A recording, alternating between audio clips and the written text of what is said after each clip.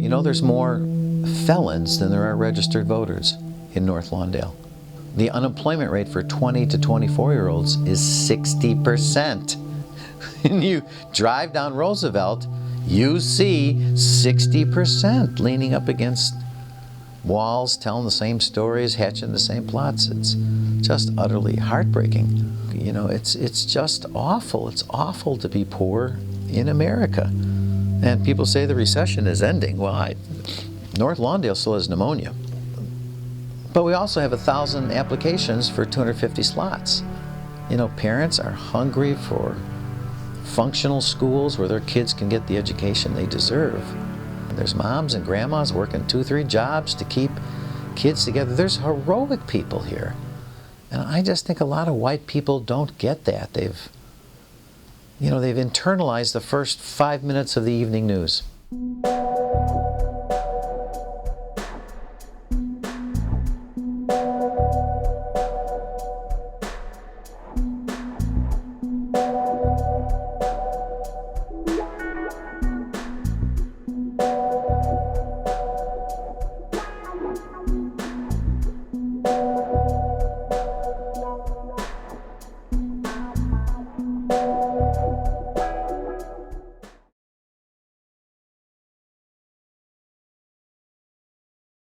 What I really love about this school is when you first walk in, and I talked to Mr. Rand about it, he was like, they did that on purpose. When you come in, they don't have metal detectors. I don't want them standing in line. Get frisked, got to take off all the metal, earrings, belts, rings. And then them getting wanded, and the book bag is going through a metal detector. So now your mindset is like, they treat me like I done did something wrong, and all I did was came to school. This strikes me as prison prep, not college prep.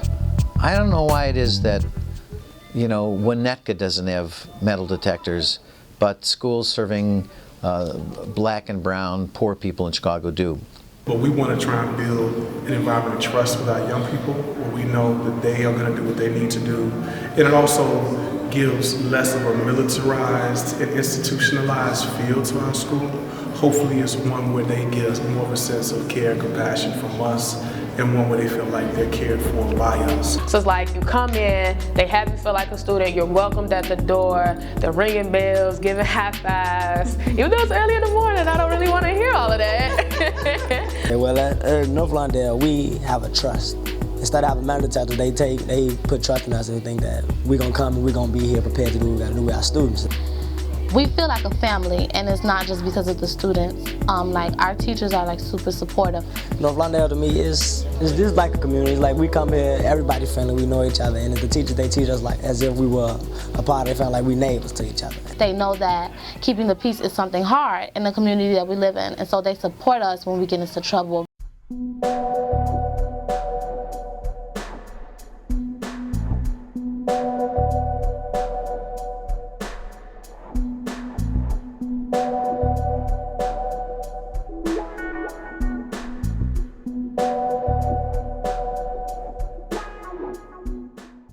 I'm really concerned about the idea of bringing police officers into the school. Now, I just think having a couple more guys with guns is silly. I know a lot of students who have very antagonistic relationships with police. Especially the way police officers treat black youth, because it's seen like a target. I think police presence could make students more anxious. It's not safe. It's not an environment that you want to be in. It's like a kill your vibe type of thing. I don't know police officers who are trained in nonviolence. It's not what they do. You don't want to put guns in the school. Have these people ever met kids or been in a school? This is clearly not the solution. What we need are counselors.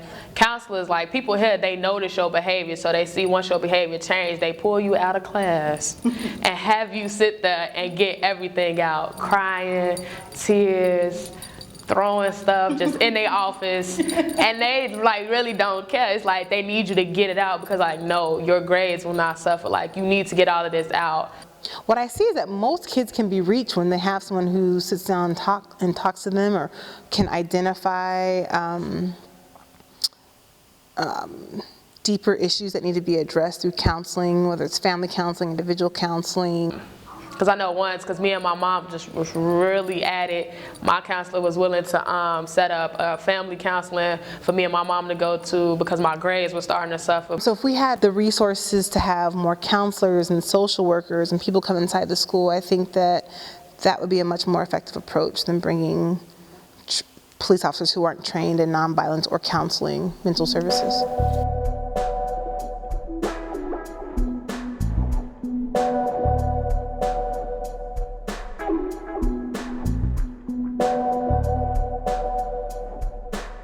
Kids love our peace circles. They love them. I think sometimes those peace circles are counseling services for them. You know, you have some kids who come back, they can run a circle themselves. They've been in a circle so much, but they always say, I feel so much better. I had a peace circle with seniors, and we get really annoyed when we have to do peace circles with seniors because it's like, don't you already know this process? Didn't you go through the training? They came to me and they were like, I need a peace circle because I have to talk this out. I'm not gonna miss prom. It's over rumors. So we had the circle, and nobody yelled at each other. Nobody raised their voices. For the most part, they listened to each other. We share a building with Collins Academy, and they have police officers. And that same day, the cops arrested 3 people in this building with the other school that were involved. And so, and I heard it was around a similar issue.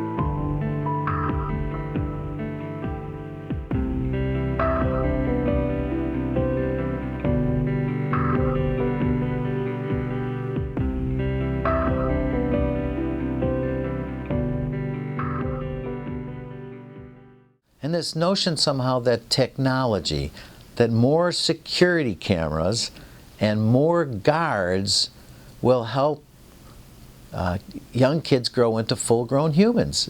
It's just the silliest notion, and it's a waste of money. So every time you see a security guard in a school, think $45,000, $50,000. And you put 10 of these in a hall because you feel you need 10. That's $500,000. Think what you could do with $500,000 around youth development. So it's just, there's a peace dividend. If you could teach faculty and kids how to non-violently resolve conflict, you'll have a much better school culturally, and there'll be a peace dividend.